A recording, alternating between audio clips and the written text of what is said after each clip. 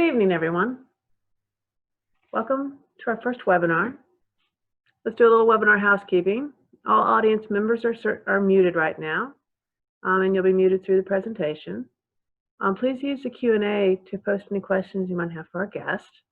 We'll have a question and answer segment at the end of Jim's presentation. With that, let me welcome you to our first Wakulla Springs virtual speaker and performance series. I'm Renee. I sit on the board of the Friends of Wakulla Springs, and we wanted this series to be a venue for you all to learn, stay informed, and explore this amazing, wonderful resource we have through presentations that we think are all near and dear to us. I'd like for you all to please consider to donate to the Friends of Wakulla Springs. If you're not a member, please consider joining. Revenue we generate goes to help maintain the natural and cultural resources of Wakulla Springs. Our first guest speaker for the series is Jim Stevenson. I'm going to pass the virtual mic to Amy Connors, our park manager, who will introduce you to Jim. Amy? Thank you, Renee. I am so glad to be with you all this evening. Thank you for connecting with us and taking some time out of your day to learn more about Wakulla Springs. I am pleased to introduce you to Mr. Jim Stevenson. I first met Jim 15 years ago when I was a shiny new park ranger at Wakulla Springs. I was new to Florida and new to Springs and very eager to learn as much as I could. And I was grateful to have Jim at my disposal. So here we are today. I am still glad to be crossing paths with Jim and still learning from him, and I'm excited to share the opportunity with you. So Jim Stevenson is retired as a senior biologist with the Department of Environmental Protection in 2003. Jim began his 38-year career with the Florida Park Service as a park ranger while attending the University of South Florida. He served as chief naturalist for the Florida State Park System for 20 years, during which he developed the land management and educational programs for the state park system. Jim promoted prescribed burning statewide and was the first chairman of the North Florida Prescribed Fire Council. Jim organized and coordinated Spring Basin interagency working groups for Wakulla Spring and Wakulla Spring for 18 years. He was the chairman of the Florida Springs Task Force that developed a protection strategy for Florida Springs. And he was director of Governor Bush's Florida Springs Initiative that funded Springs protection. In recognition of his dedication to the protection of Florida Springs, the state of Florida named a large spring on the Suwannee River, Stevenson Spring, in his honor. And for his longstanding stewardship of Florida's public lands, Governor Bush and the cabinet dedicated the Jim Stevenson Resource Manager of the Year Award, which is given annually by the governor and cabinet to the most deserving state lands manager in the Department of Environmental Protection, the Florida Forest Service, and the Fish and Wildlife Conservation Commission. So if you would like to learn more about Jim, he has written his memoir titled My Journey in Florida's State Parks, a Naturalist Memoir. And without further ado, I will turn this over to Jim so we can learn more from him. Welcome, Jim. Thank you, Amy. And thank you all for your interest in Wakulla Springs. We hope you will find our talk informative. Some time ago, I was giving a lecture at the University of Florida for their School of Wildlife Ecology. And you know, I like an attentive audience, and the room was full of students, and I had not been talking for 10 minutes, and a young fellow right on the front row was sound asleep. So I asked the girl sitting next to him, I said, how about waking him up?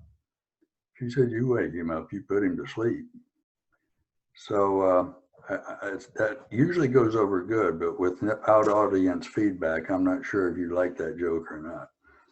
But at any rate, welcome to our chat about the largest spring in the United States and perhaps the largest in the world. It is Florida's capital spring. My personal relationship with Wakulla Springs began in 1969 when the Florida Park Service promoted me to Chief Naturalist and transferred me to Tallahassee. At the top of my to-do list was a visit to Wakulla Springs. And my first thought during my visit was, this place should be a state park. 16 years later, it became a state park. In 1987, a National Geographic cave diving team conducted the first official exploration and mapping project in this massive cave system. I visited the park to observe the project and noted a young Asian beauty putting on her wetsuit as the team was preparing another dive into the spring cave. In the following months, I was delighted to see her at the gym occasionally. And FSU scheduled a lunch and learn series back then, and the Wakulla Springs Park biologist was giving a presentation on the cave diving expedition, and she and I had mutual interest in the subject. There happened to be an empty chair next to her, which I quickly occupied, and finally met Tara Tanaka. We married on the river at Wakulla Springs, and years later, my retirement party was held there as well. So Wakulla Springs has been a prominent special place in my life for 50 years. In 1837, John Lee Williams, one of the two men that selected Tallahassee to be the site of Florida's capital, said that Wakulla Springs is the finest spring in West Florida, or perhaps the world.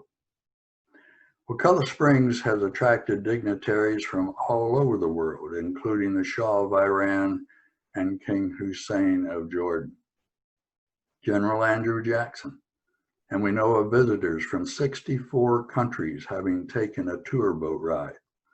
This spring is an international tourist destination.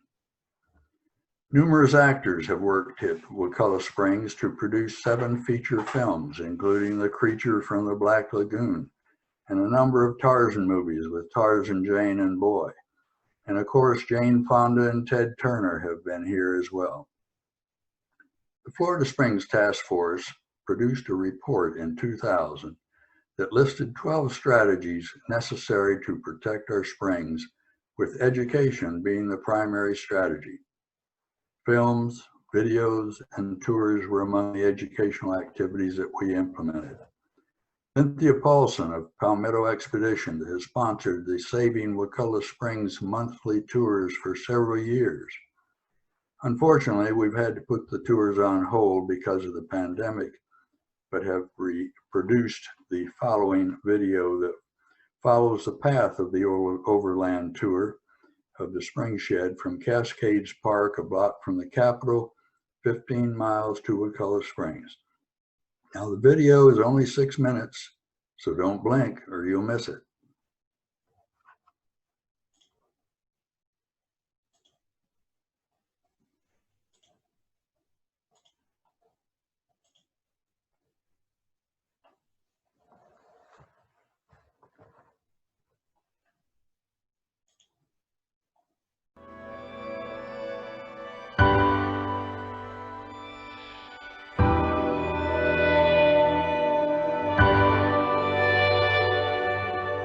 Wakulla is a first magnitude spring that discharges 500 million gallons of fresh water a day. The spring shed for Wakulla Spring comprises 1,300 square miles, and this journey highlights one of the major sources of water recharge for the aquifer. The map highlights this journey of stormwater from downtown Tallahassee to Munson Slough and then to Ames Sink, where it flows underground through a system of caves to Wakulla Spring. Let's follow the rainwater on its journey from the Capitol in Tallahassee, Florida, 15 miles south to Wakulla Spring.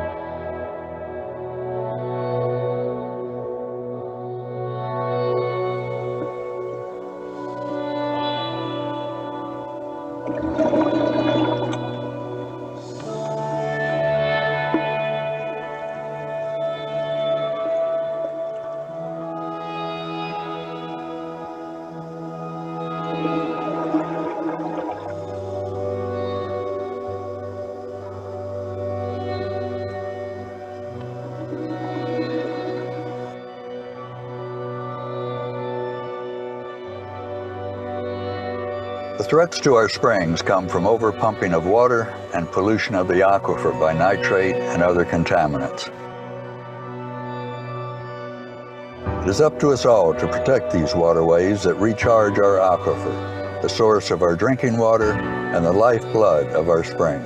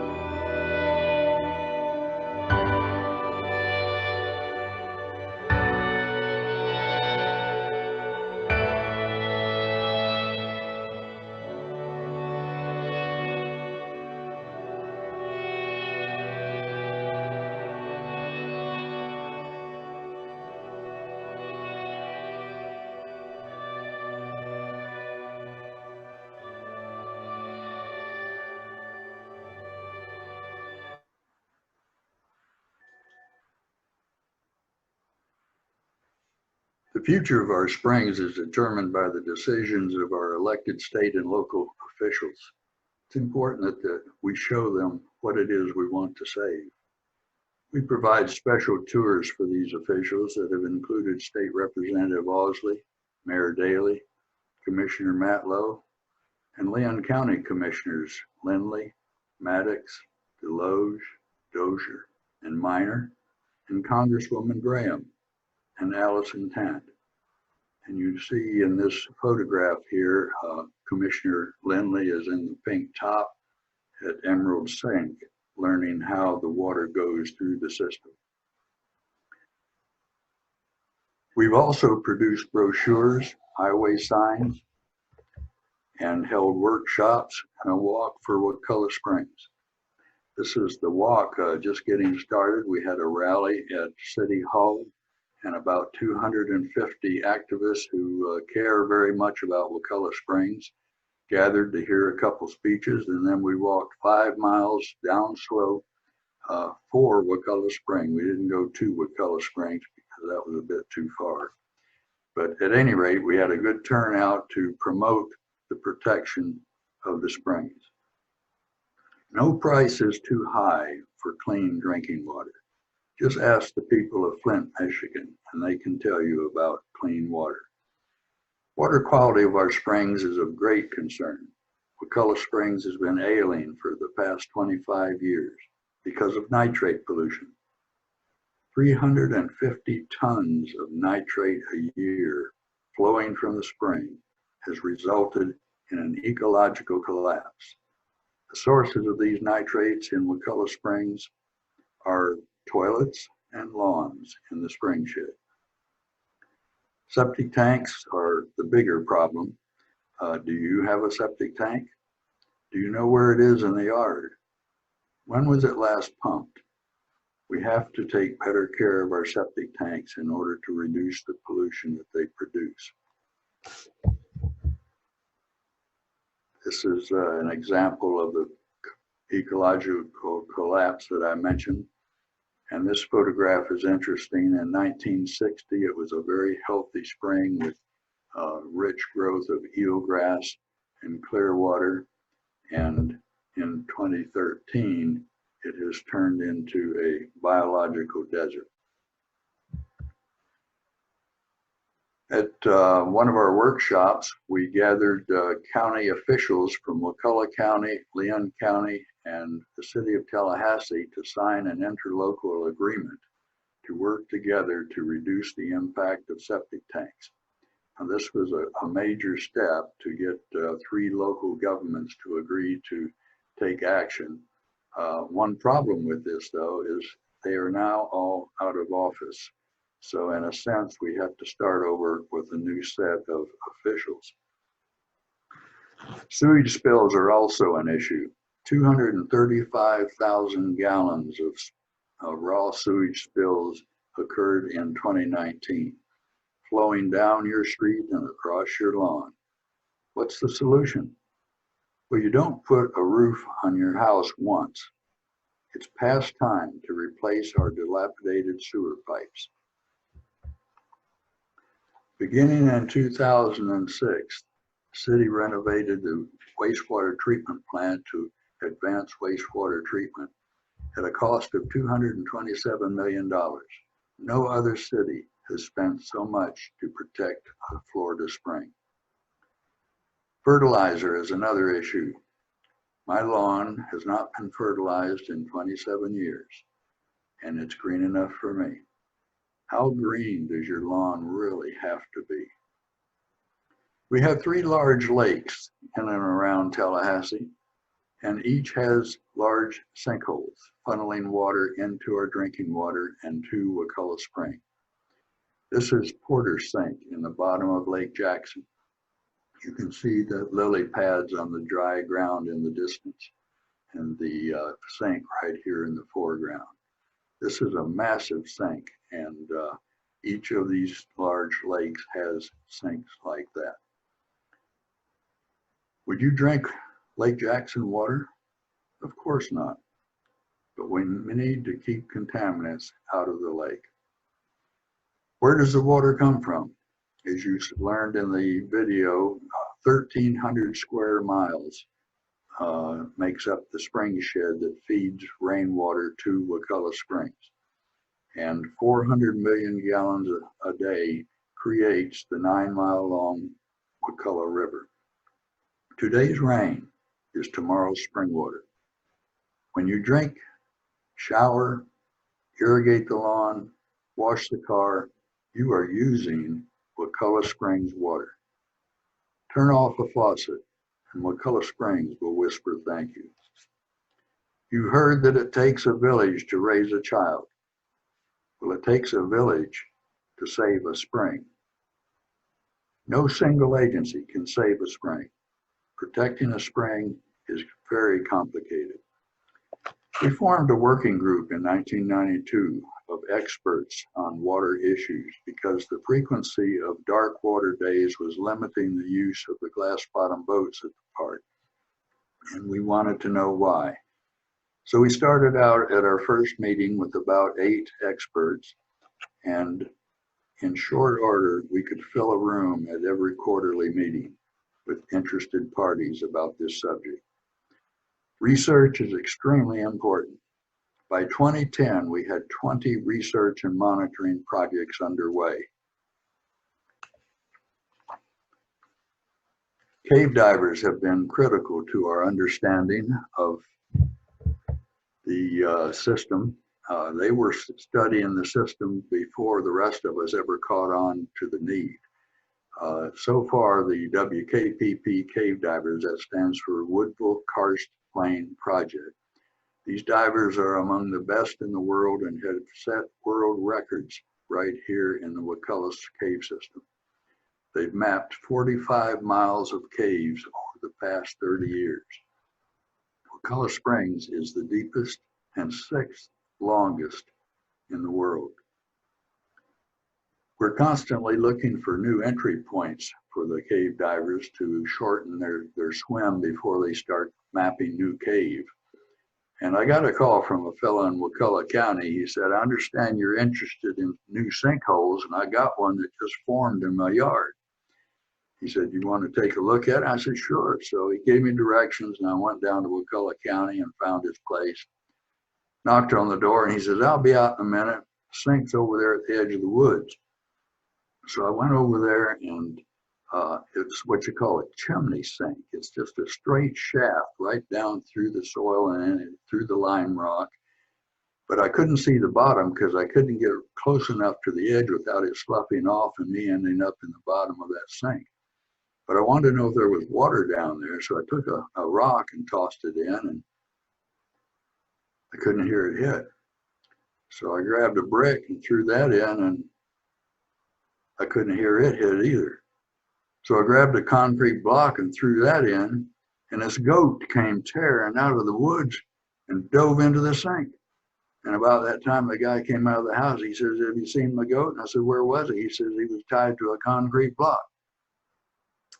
Well, I'm assuming you like that one anyway. Okay, so dye trace studies are important research that's been conducted by a number of parties. We found that the wastewater from the spray field in the city of Tallahassee spray field reached Wakulla Springs in 56 days. And we found that septic tank effluent from the tanks in Woodville reached Wakulla Springs in 70 days. And Lake Jackson's waters reached the spring in 35 days. So you can note the importance of research to prove where the waters are flowing to and from. In her book, The Yearling, Marjorie Kennan Rawlins wrote, "The spring will rise from the earth forever. Its current is endless. The spring is the beginning of the waters sliding to the sea." The beginning of the river, the beginning of the spring run. But really, what it is the end of the pipe.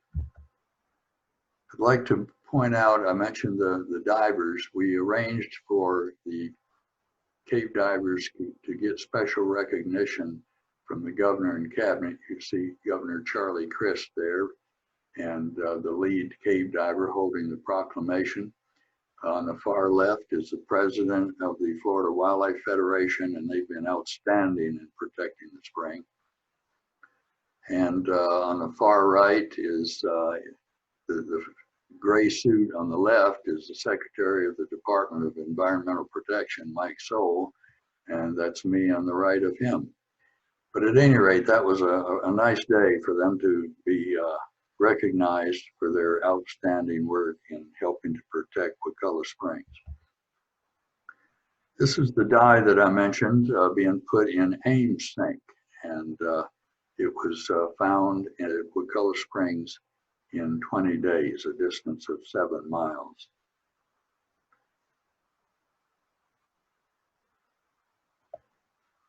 A lot of folks think that the way to protect a spring is to buy it, and that's what the state of Florida did for many years.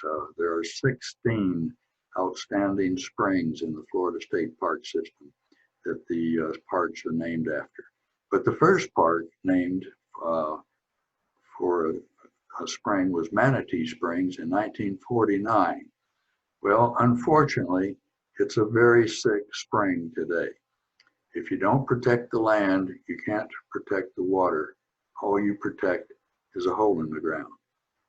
So they've been, there's not been any luck in buying portions of the spring shed at Manatee Springs, so there's been no way to protect the water before it reaches the spring. Fortunately, 8,000 acres have been purchased out of the Wakulla Spring shed, and that's a real success. The most that's been purchased for a spring is Gaynor Springs over in Washington County in the Western Panhandle. The Water Management District purchased 41,000 acres. That was possible because there's not many people over there and virtually no agriculture in that spring shed. So that spring should be protected for all time. There's a Chinese proverb that says, to protect the water, you must protect the land. You don't protect a spring once. There's been 9 threats to Wakulla Springs that were defeated by organizations such as the Florida Wildlife Federation, 1,000 Friends of Florida, and members of the Friends of Wakulla Springs. And the Tallahassee Democrat was really important as well. Limpkins disappeared from Wakulla Springs in 2000. It was the symbol of Wakulla Springs. When I was a 12-year-old Boy Scout during my first camping trip to Rock Spring, in the middle of the night, I thought I heard a woman scream. I'm glad I was mistaken. It was the eerie call of the limpkin. seen here with an apple snail in its beak. I have a dream that someday children visiting Wakulla Springs will again hear this eerie call of the wild, and the water will be clear and blue. Well, what can you do to protect Wakulla Springs and other springs as well? I've got 5 pointers for you. Number 1, we've got to do better with septic tanks. If you have a septic tank, you need to have it pumped if it hasn't been pumped in at least 5 years. And if you can hook up the sewer and not use the septic tank anymore, that's even better. Number 2 is fertilizer. Less is better. None is best. Number 3, buy land. The state has done a good job of buying land for Silver Springs and Gaynor Springs and Wakulla Springs, but a lot more land needs to be bought if we're to protect the water. Number 4, join the Wakulla Springs Alliance and or the Friends of Wakulla Springs State Park.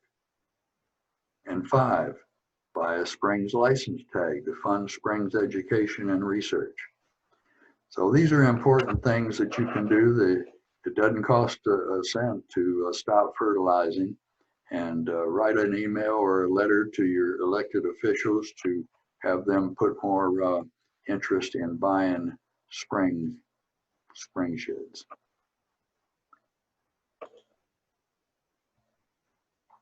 Okay, I think we're ready for some questions. Amy, can you join me? Certainly. So we do have quite a few questions here. Are you able to see them, Jim, or should I read them to you? I am not able to see them. Okay, we've got some good ones. So about how many days or weeks does it take rainwater from the capital to make it to Wakulla Springs? Okay, it takes about 4 days to get to the wastewater treatment plant. Or is that hours? I'm getting it mixed up. That's hours, 4 hours, and then 18 hours being processed at the plant, 6 hours being piped to the spray field. It's sprayed out on the ground, and 56 days later, it shows up at Wakulla Springs. It's amazing. Does the nutrient impact, do the nutrient impacts to Wakulla Springs cause any further issues down the pipe? It's the impact is worst at the spring as the nitrates flow downstream. The plants and sediments take up much of it, so it tends to be less as you go downstream. But the serious impacts at this point are right at the spring. Okay, right now, is the water quality better or worse than it was 10 or 20 years ago? Generally, it's worse. Yeah. We've got to do a much better job. And again, it's something that each of us can play a part in. When we wash the car, take a shower, flush the toilet, whatever we use water for, use less. Certainly. Now, I do have to add my own comment to this. In the last 15 years, I've been at 6 different spring parks. I totaled it up. And I've got to say that the hopefulness that I feel about Wakulla is greater than any of the other springs that I've been associated with. I have seen evidence of positive change at Wakulla, and I've seen a lot of motivated people who are working to learn more and do more and help the spring. So while I understand that long-term the quality has degraded, this is hopeful to me. Indeed. I may not have mentioned it, but the nitrates coming out of the spring are half of what they were prior to the city making the changes at the wastewater treatment plant. So that's a real success in itself, and it was expensive, but Wakulla Springs is worth it. I agree. So do you think, is the water quality of Wakulla Springs overall representative of all of the springs qualities in Florida? No, each spring, although springs function very similarly, each spring has its own set of parameters. So there are, I often say that some are healthy, a few are healthy, some are sick, and others are dying. We have a number of springs that no longer exist because they've lost their flow or they're so polluted that people can't swim in them anymore. Yet over in Gaynor Springs, as I mentioned, in Washington County, those springs are still very clean and a joy to look at and swim in. Okay, so does the water feeding into Wakulla Springs come from further areas north from Georgia, or does it start in Tallahassee? And if so, is the overconsumption of water also impacting Wakulla like it is in the Apalachicola Bay? The consumption is not as bad as it is with many other springs. The city of Tallahassee has 27 wells that it provides to the people of Tallahassee, and they withdraw something like 26 million gallons a day. And then many of us have our own private wells. So it is a factor, but with the huge size of Wakulla Springs, loss of water is not yet an issue. And there was another part to that question. Does the water feeding into Wakulla Springs come from areas further north? Oh yeah, portions of 2 counties in South Georgia feed water to Wakulla Springs.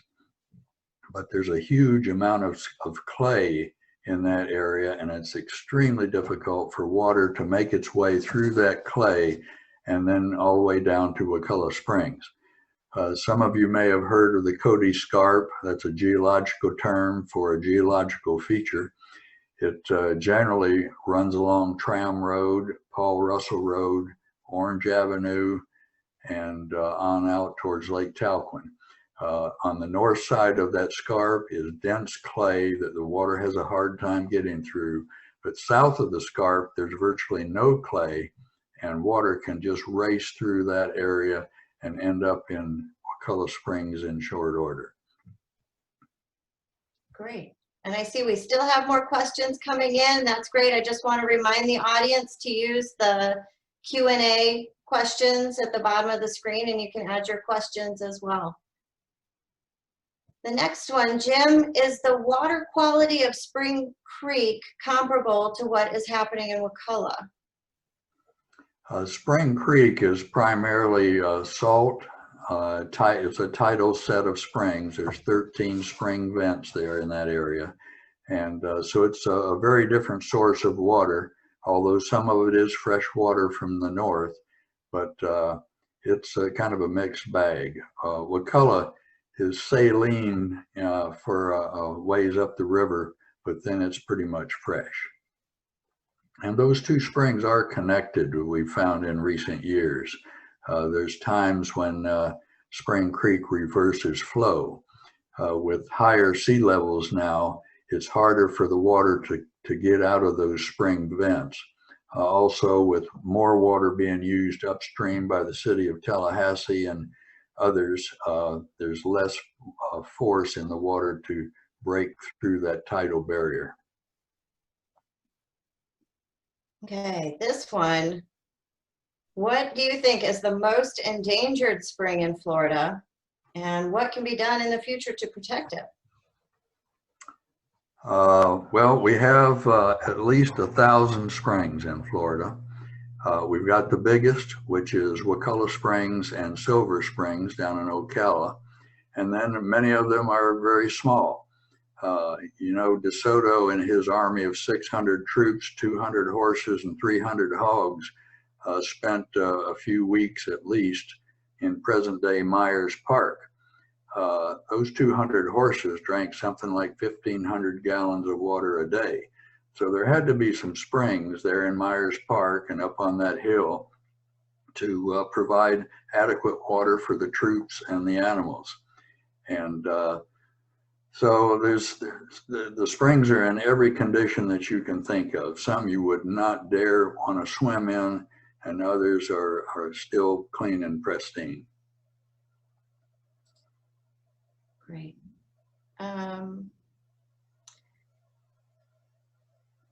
Is removing water up gradient, like how Nestle's bottling is pursuing a threat to Florida and our water quality and quantity?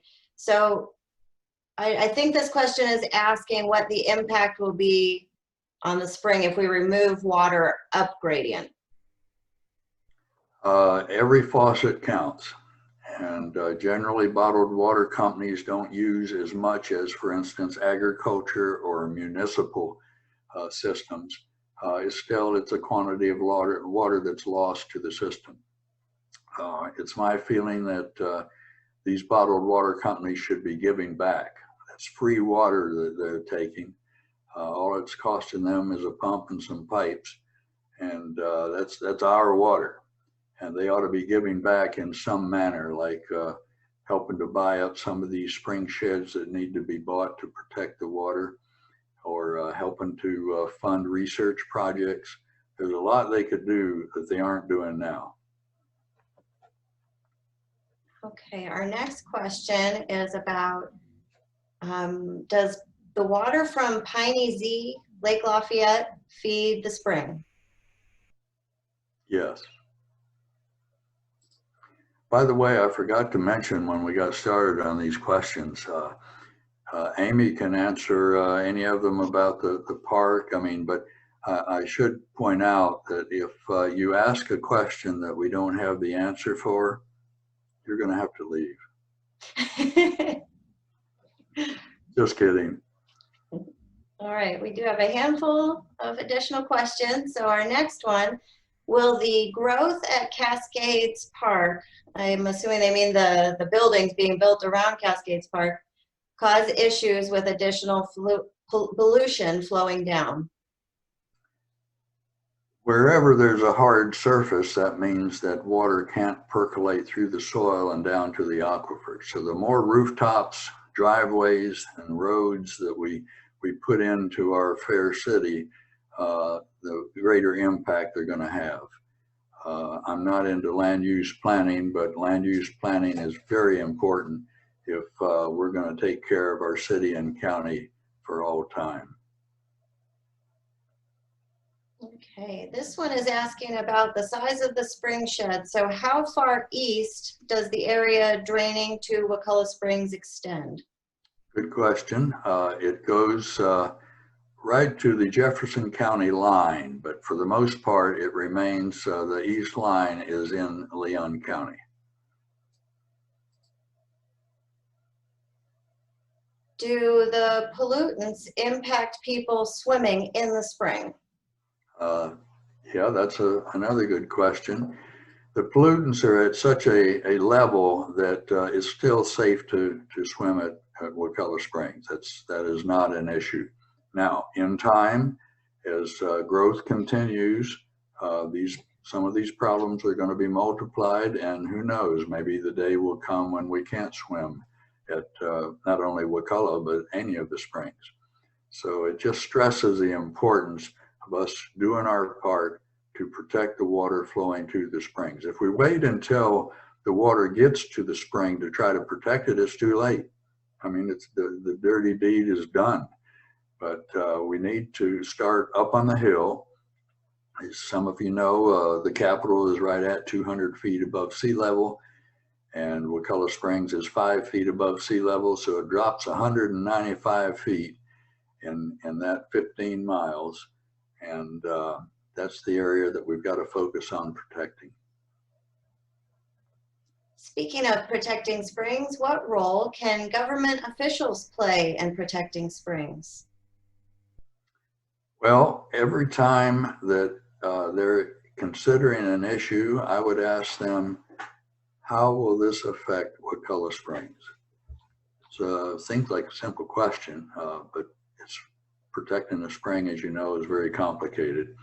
But I would ask them to ask that. How will this project affect Wakulla Springs? And if it's going to have a bad effect, then it needs to be modified or perhaps stopped and avoid any damage. Okay.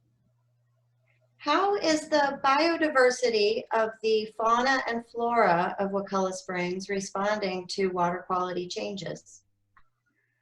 It's too early to tell. The nitrates before the city made changes at the wastewater treatment plant were at 0.8 milligrams per liter. They're now at 0.4 milligrams per liter, or at least that's the last I heard. They do fluctuate somewhat, but it's too soon to tell. The ecological collapse started with the plant life, in my opinion. The nitrates over-fertilized the eelgrass. We lost the eelgrass, and the space was taken up by noxious algae. Algae affects some people. I'm very allergic to it. I can't get in the water anymore. I used to be an active whitewater kayaker, and I can't do that anymore. No more diving, no more swimming because of problems with algae. And that is likely to worsen over time. And well, it's definitely worsening in some springs. Hopefully, it'll be reduced in Wakulla. We are seeing some, as I mentioned, hopeful indicators. You mentioned the limpkin earlier, and we had at least 2 individuals that spent some time here. We spotted them several times throughout the spring. We were so excited to see them. We were hoping they'd stick around, but hopefully they'll be back. And our apple snail counts have been respectable. Good. So And you also have manatees. We have manatee. They're still hanging around. You know, once upon a time, they weren't there. Yeah, just amazing. And, I've noted 3 births over the past few years in the month of August. So you might want to keep an eye open for another baby to come swimming out of Sally Ward Spring Run. That would be terrific. We're still doing our wildlife surveys. Great. We have a hello from John and Susan Dunn in Ocala. Thanks for joining us all the way from Ocala. They would like to know, how will the proposed toll road extension into Georgia impact the springs in Leon and other North Florida springs? Please repeat that. And hi, John. Good to see you or hear of you. How will the proposed toll road extension into Georgia impact the springs in Leon and other North Florida counties? As I understand it, the route is somewhere around Jefferson County, and there's a couple first magnitude springs over there. One Blue Spring in Madison County and Wakulla Springs in Jefferson County, and it could be quite a serious impact in those spring sheds. So hopefully those projects can go away. Okay. Let's see you explain this one in a nutshell. Does the water coming out at Spring Creek come from Wakulla Springs, or is it sourced separately? Okay, we touched on that earlier. It comes from both. There are times when we have we already have sea level rise, we know that. And then you have a high tide on top of that, and less water coming down from the north because of consumptive use. And that's when the Spring Creek can reverse and the water flow back through the springs towards Wakulla Spring. But then when there's a lower tide and there's more water from rainfall coming south from Tallahassee, then Spring Creek springs will flow again. Great. Okay, you mentioned Gaynor Spring earlier, so someone asked if Gaynor Spring is in a state park. No, it isn't, but the Water Management District, the Northwest Florida Water Management District, is managing that set of springs. It's actually springs plural. There's Emerald and Williford and I forget the others, but there's several springs there. and they're really beauties. You might take a canoe or kayak over there sometime and take a look at them. Let me leave a note with John Dunn. He's written a book, Drying Up is the title, and it's about Florida's water crisis. So if you want a good read, and he gave me a nickname that I hadn't heard of before. He calls me the Springs Tough Guy. So that's kind of noteworthy. Very appropriate. Has climate change or catastrophic storm events or sea level rise had current effects on Wakulla Springs, which is just 7 miles from the coast? I'm sorry, you're going to have to leave.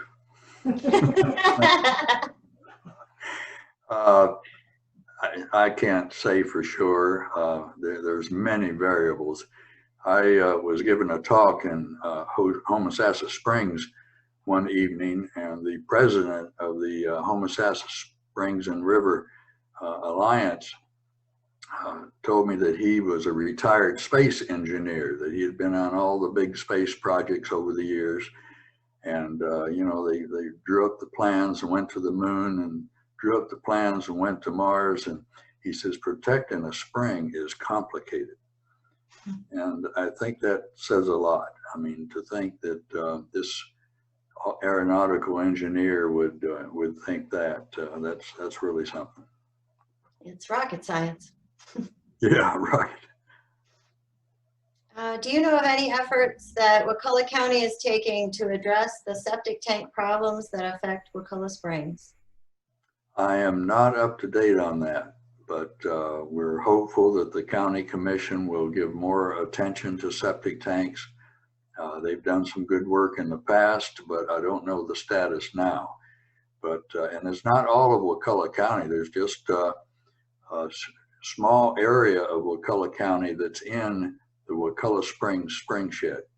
I think it's something like only around 14% of the county. And that's where they need to really focus some regulatory protection for the waters in that area.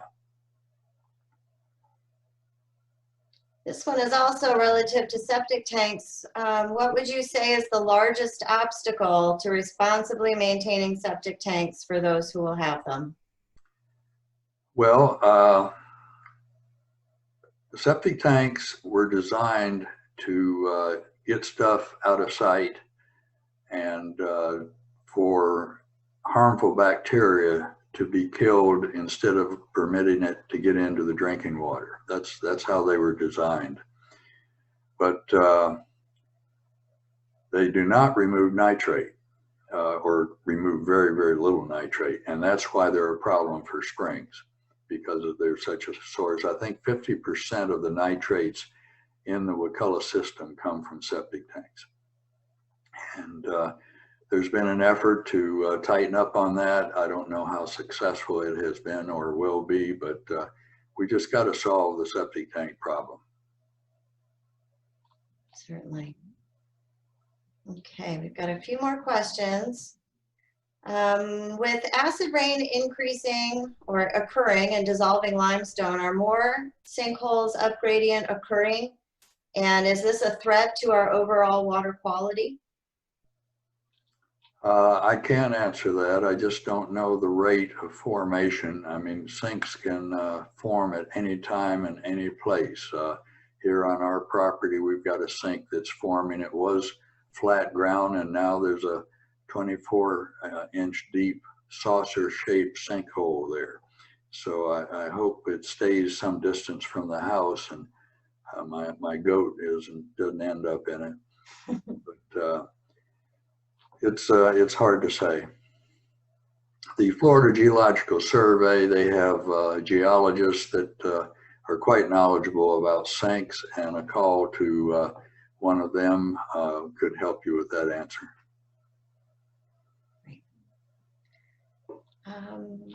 What would be some of the most proactive legislation, rules, or regulations that could be passed to protect Wakulla and other vulnerable springs? Well, as I've mentioned, we have to tighten up on septic tanks. We got to use less fertilizer. Just less is better.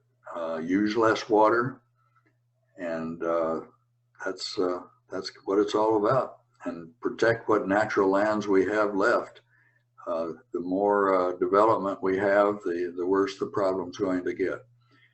A lot of people are very fond of growth. They make money off of growth, but I like to remind people that growth, or that cancer, is a growth.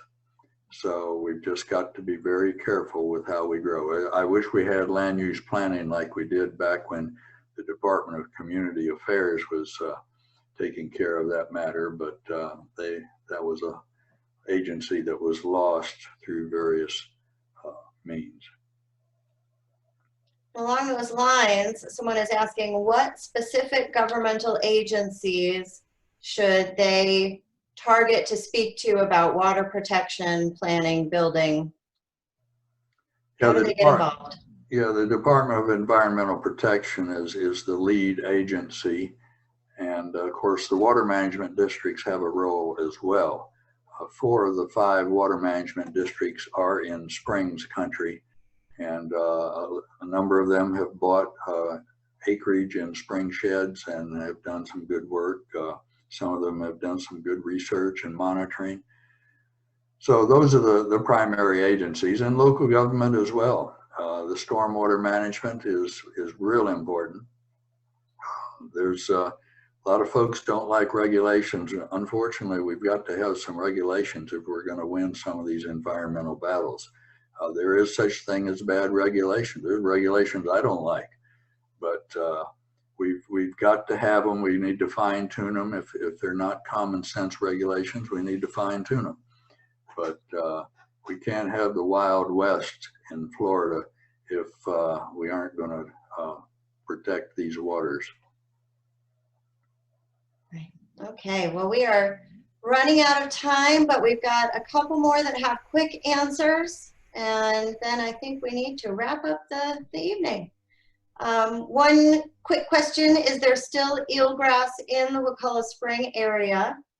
I can answer that. There isn't any in the swim area currently, but just off of the dock, there is a good healthy patch of eelgrass, and we are keeping a close eye on the quantity of eelgrass in the basin. Great, that's good news. Someone says, where does water from Wakulla Springs and the Wakulla River drain? It drains into the St. Marks River, and then shortly after into Appalachia Bay and the Gulf of Mexico. Okay, and then one quick one to kind of remind everyone a lot of the impacts of what you're talking about. Can you quickly describe the boundaries of the Wakulla Springs Basin? How far does it stretch again? Okay, it goes 20 miles deep into Georgia in 2 counties, Grady and I forget the other county. And so it's like a triangle that's 20 miles deep and 25 miles to the east and west of the state line. So that's kind of the northern part. The west is a line that runs up through Gadsden County. And we've got just a small area of Wakulla County that I mentioned. I don't have the size at hand, but that portion of Wakulla is extremely important, as is the southern part of Leon County. Okay. Well, thanks so much for your time, Jim. You've shared a lot of information with us, and I know everyone has a little more to think about what they could do to help the wonderful Wakulla Spring. I want to invite everyone to come and visit the park. I want to make sure you know we are open for safe and socially distant visits. We're not operating boat tours at this time, and the beach area is limited to just 200 people. However, you can swim, picnic, hike, visit the lodge, eat at the restaurant, have an ice cream at the soda fountain, and the cooler fall air is right around the corner. We can feel it. So one more important question that we had, someone asked, what nonprofits should we support to help protect spring sheds? And I can think of one. Renee, did you want to share a wrap up and an answer to that question?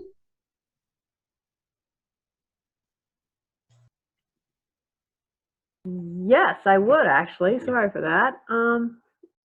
Please, first, Jim, thank you. Amy, thank you so much. I really completely enjoyed the presentation. Both of you did just an amazing job. And attendees, thank you for joining us too. And I hope you will join us again for our next speaker series, which is in September. And you keep an eye out for it. We're going to have music on the water. And please do consider donating to the Friends of Wakulla Springs. And once again, if you're not a member, please consider joining, because those dollars go right into the park. It helps protect the natural resources and the cultural resources, and we're here to serve the park. So good night, everyone. Stay safe, and hope to see you next month.